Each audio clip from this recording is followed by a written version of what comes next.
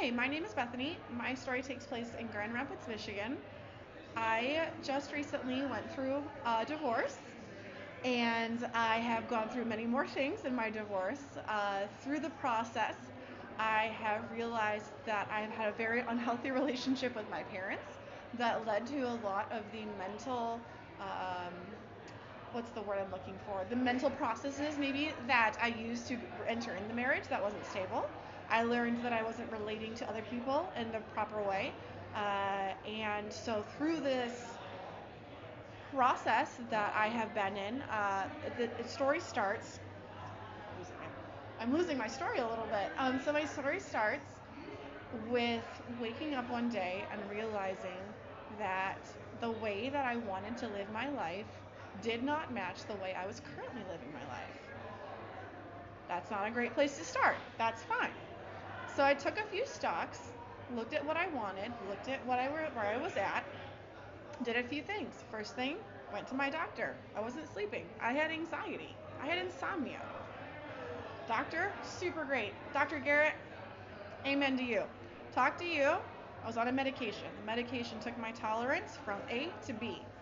My doctor told me I had 1 year. I have 1 year. He said, you're at this level. You're going to be at a higher level so you can tolerate it. And I want you to take every part of your life and I want you to look at what is causing you to be above your stress level tolerance and I want you to remove it. That sounds easy. It's not. Spoiler alert.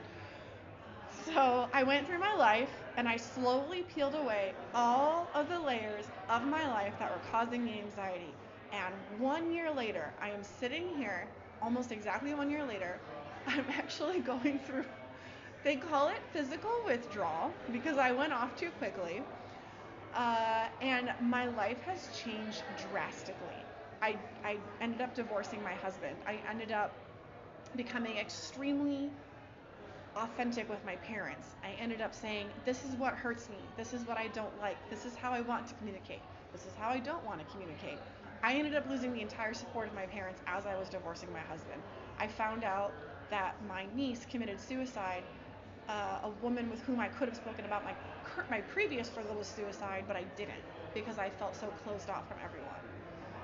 And realizing through that this way I lived my life before I started my medication, which was very insular, was hurting people outside of myself.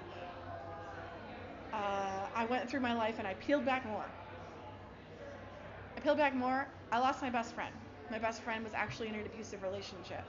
Once I became authentic with myself and I became authentic with what she was going through, I ended up giving authentic feedback. I ended up responding through the lens with which I had readjusted myself. She is currently with him. Don't have my best friend anymore. But the story sounds really sad, and it's actually not. I am 1 year later. I am fully coming off of my medication, and I am living my true, authentic life right now.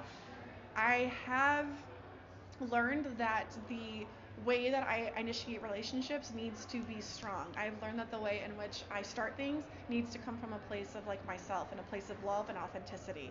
And that is like one of the best things I could have ever learned. It's not a happy ending because I mean, hey, I'm still alone with my cats. But at the same time, it's kind of a happy ending because I'm alone with my cats.